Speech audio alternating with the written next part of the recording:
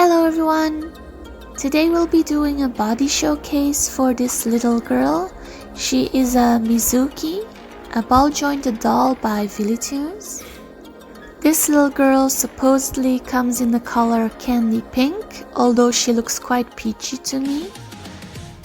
Mizukis have these little detachable horns on the top of their head. It is magnetic.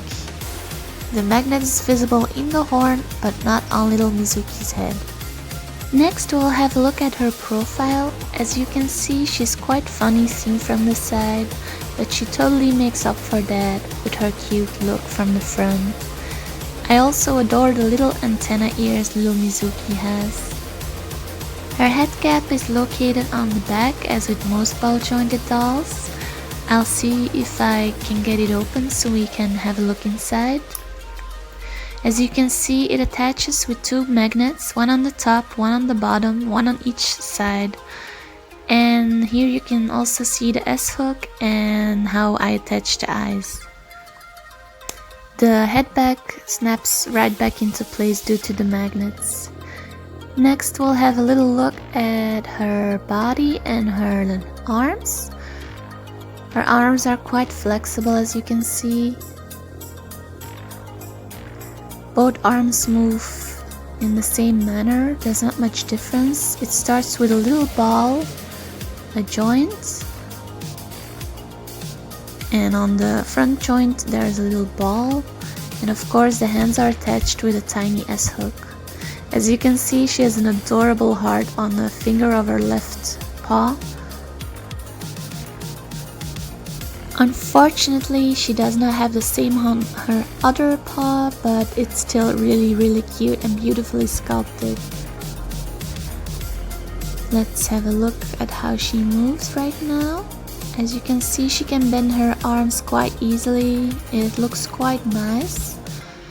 She is not double jointed, as you've already seen, but I find that it's not a big problem in this little girl because she can do almost all the poses she needs to do without making them look out of place. She can easily touch her face or the side of her head as well. As you can see, she can hold the most adorable poses with ease. Next we'll have a quick look at her body. She is held together by the usual ball-jointed doll system, so elastics run through her whole body, connecting her torso to her head, her arms and her legs. As you can see, she has a rather large behind, but I find it very adorable. It does make her quite hard to dress, on the other hand. Then we'll have a look at her legs.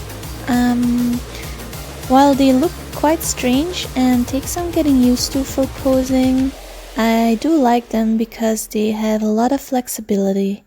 The leg consists of a ball, a joint, a lower joint, and of course the little feet are attached with S-hooks.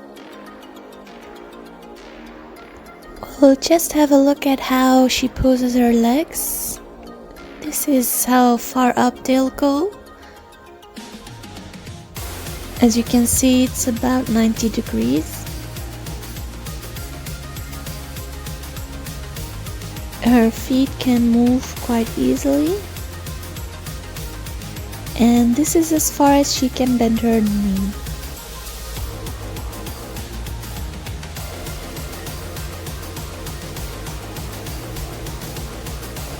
This is as far as her leg goes backwards.